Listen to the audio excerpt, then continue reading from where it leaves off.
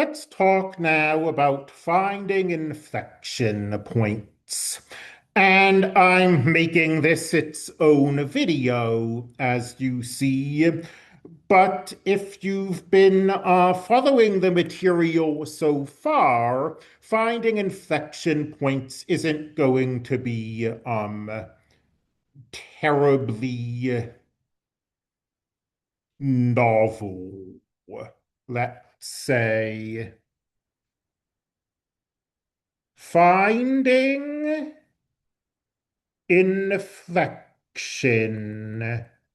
points is like finding local extrema, but with the second derivative.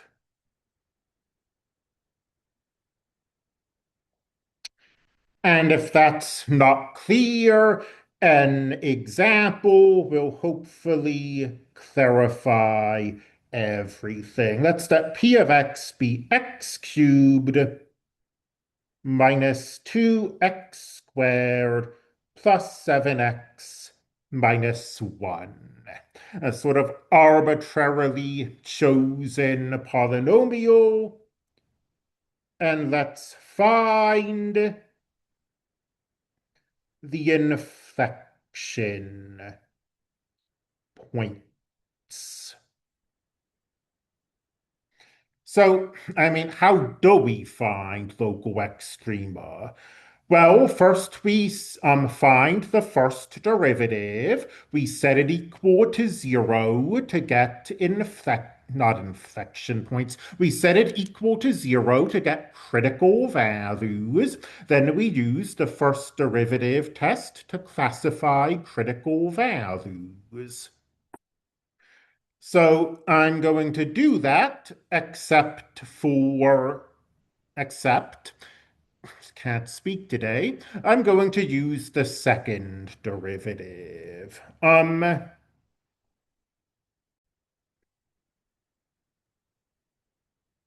So we're going to find where the second derivative equals 0, or where the second derivative does not exist.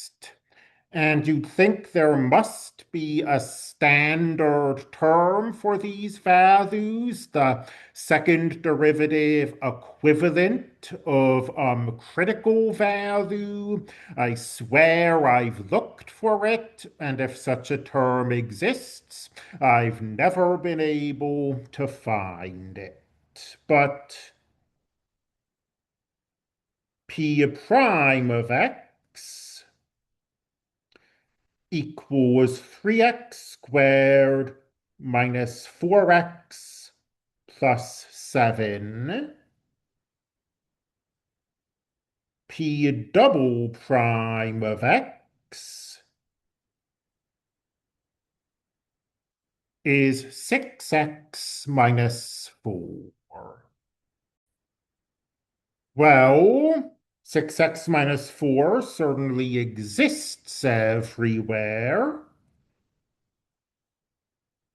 We set it equal to 0, and we find one candidate, 4/6 or 2/3. Why do I call this a candidate? Well, just like every critical value is not a local extrema, every point like this does not have to be an inflection point. So what did we do when we were finding local extrema? We created a sign chart. And that's just what we're going to do here. When we were finding local extrema, We created a sign chart for the first derivative because we want to know when the first derivative changes sign. Now we want to know when the second derivative changes sign, so we create a sign chart for the second derivative. So we mark 2/3, and now I pick a and now I have two intervals. I've cut the number line into two. Pick a value less than 2/3, 0, for example. We use the second derivative. 6 times 0 minus 4 is negative. Now a number in the other interval, a number greater than 2/3, say 1. 6 times 1 is 6, minus 4 is 2.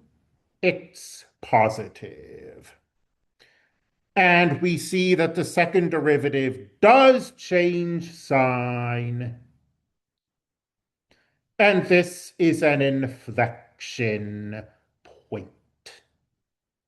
And properly speaking, you'd say a point should have two coordinates, right? An x value and a y value. It's really common to say inflection point, even though, properly speaking, 2/3 is not a point. Sometimes textbooks will get a little picky and they'll call this an inflection value and reserve inflection point for the actual point. 2/3, comma, whatever you get when you plug 2/3 into the function. I'm used to just using inflection point to mean the value. So I just say 2/3, rightly or wrongly. So that's the idea of finding inflection points. The idea is not new. It absolutely can get messy in practice because in practice, a lot of functions get more complicated when you take their derivative. Like if you're using the product rule and the quotient rule and the chain rule, the second derivative might end up being complicated. I kind of cheated by starting with a function that has a nice second derivative. I just wanted to illustrate the method. Again, you have the textbook. There are plenty of more complicated examples available to you.